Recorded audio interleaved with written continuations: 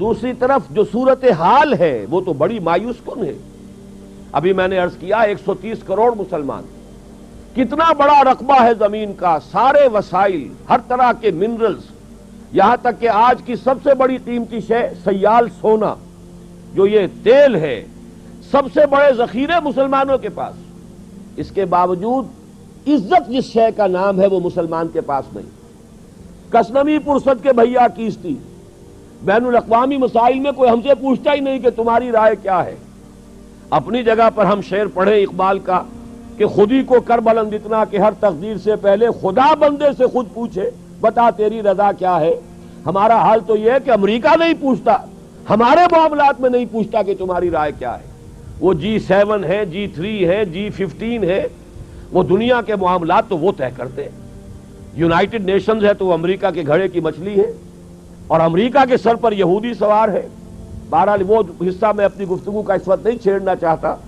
نوائے وقت میں میرے مضامین کا وہ سلسلہ جاری رہا ہے، اس سے پہلے میں یہاں بھی مسجد میں تقریر کر چکا ہوں. بہرحال اس وقت کے حالات بہت مایوس کن ہیں، بہت مایوس کن ہیں. بلکہ میں آپ کو بتانا چاہتا ہوں ابھی مزید مایوس کن حالات پیش آنے والے ہیں. اور کچھ روز فضاؤں سے لہو برسے گا. ابھی تو یہ جو ہمارے اندھیارے ہیں یہ اور گہرے ہوں گے، اس کی بھی پیشن گوئیاں موجود ہیں. گریٹر اسرائیل کے لیے کیا اسرائیل پیش قدمی نہیں کرے گا؟ کون ہے اس کو روکنے والا؟ اور ان کے ایمان کا، ان کے مذہب کا، اعتقاد کا یہ تقاضا ہے کہ وہ جو ٹیمپل آف سولومن ہے ان کے لیے تو جیسا ہمارے لیے کعبہ ہے ایسے ہیکل سلیمانی، اس ہیکل سلیمانی کو تعمیر کرنا دوبارہ، یہ تو ان کے مقاصد میں سے ہے. گریٹر اسرائیل قائم کرنا ان کے ڈکلیئرڈ آبجیکٹوز میں سے ہے. اور عربوں میں کون سی طاقت ہے کہ جو ان کا راستہ روک سکتی ہے؟ صرف لے دے کے ایک عراق تھا کہ جس کے کچھ ایٹمی دانت نکلنے کا اندیشہ تھا، ابھی نکلے نہیں تھے.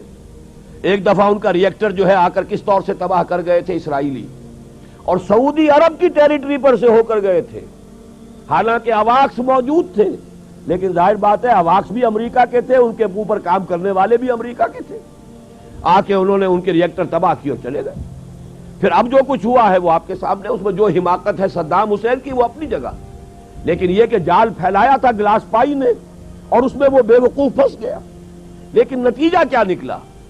یہ تو جو ان کا شوارٹز کرافٹ جو ان کا آرمی چیف تھا، اس پوری فوج، پورے اس پروجیکٹ کا جو انچارج تھا، اس نے بعد میں کہہ دیا کہ ہم نے یہ جنگ اسرائیل کی حفاظت کے لیے لڑی.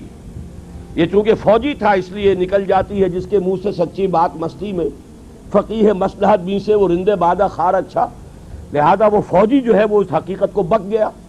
ورنہ یہ ہے کہ کوئی ڈپلومیٹ اور کوئی بھی جو ہے سیاستدان ایسی بات کبھی نہیں کہے گا، لیکن حقیقت وہی ہے جو اس کی زبان پر آ گئی. تو حالات تو خراب سے خراب تر ہوں گے.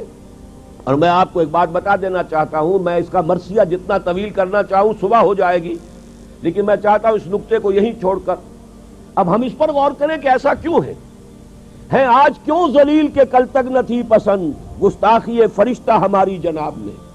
اور عام مسلمان کے ذہن میں سوال آتا ہے کہ ہم چاہے کیسے بھی ہیں، برے ہیں، ہمارے اعمال صحیح نہیں ہیں، ہم کلمہ گو تو ہیں، اللہ کو مانتے تو ہیں، محمد کے کلمہ گو تو ہیں، صلی اللہ علیہ وسلم نام لیوا تو ہے، ان کی محبت جو ہے وہ ہمارے سینے میں ہے موجود، قرآن کی تعظیم کرتے ہیں، آخرت کو مانتے ہیں، نمازیں پڑھتے ہیں. کروڑوں مسلمان ہیں جو نمازیں پڑھتے ہوں گے. 130 کروڑ میں سے آخر 30 کروڑ تو ہوں گے نماز پڑھنے والے. لیکن وہ جو ہیں وہ تو سب کے سب کافر، منکر، نہ اللہ کو مانے، نہ آخرت کو مانے، نہ رسالت کو مانے، نہ قرآن کو مانے. پھر کیا وجہ ہے کہ رحمتیں ہیں تیری اغیار کے کاشانوں پر اور برق گرتی ہے تو بیچارے مسلمانوں پر. اس موضوع پر الحمدللہ کہ میرے مضامین نوائے وقت میں چھپ چکے ہیں، اور اب چونکہ وہ تکمیل کو پہنچ گیا سلسلہ کتابی شکل میں بھی آ جائے گا. اللہ کا ایک قانون عذاب ہے، ایک قانون کے تحت ہوتا ہے جو کچھ ہوتا ہے، اللہ کا ضابطہ ہے. قرآن اس کے لیے لفظ سنت استعمال کرتا ہے. وَلَن تَجِدَ لِسُنَّتِ اللَّهِ تَبْدِيلًا وَلَن تَجِدَ لِسُنَّتِ اللَّهِ تَحْوِيلًا. اللہ کی سنت، اللہ کے قواعد و ضوابط میں کوئی تغیر نہیں ہوتا. اور وہ سنت کیا ہے؟ کافروں پر عذاب اس دنیا میں صرف اس صورت میں آتا تھا کہ کوئی رسول آئے اور ان میں اتمام حجت کر دے، پھر اگر وہ بحیثیت مجموعی وہ قوم رسول کا انکار کرے تو اس قوم کو ختم کر دیا جاتا تھا، جیسے کہ حضرت نوح، حضرت ہود، حضرت صالح، حضرت شعیب، حضرت لوط اور آل فرعون، ان کا تذکرہ قرآن مجید میں سمجھتا ہوں کم سے کم 10 مرتبہ آیا ہے۔ یہ میں بہرحال حساب کر کے تو نہیں کہہ رہا، میرا اندازہ ہے کہ 10 مرتبہ یقیناً ان 6 اقوام کا تذکرہ ہے۔ اور اس کے حوالے سے یہ قانون سمجھ لیجئے، جس قوم کی طرف رسول بھیجا گیا اس قوم نے بحیثیت مجموعی رسول کی دعوت کو رد کر دیا، قوم ہلاک کر دی گئی۔ صرف رسول بچا لیے گئے اور ان کے ساتھی اہل ایمان بچا لیے گئے۔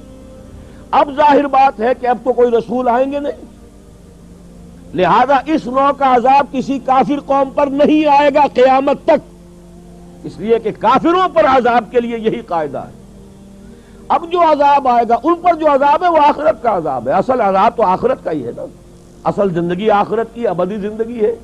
یہاں تو کیا ہے، قوم نوح ڈوب گئی، ختم ہو گئی، 2-4 ڈبکیاں دی ہوں گی، ہر آدمی نے جان نکل گئی، عذاب کیا آیا؟ اصل عذاب تو وہاں ہے جو آخرت کا ہوگا۔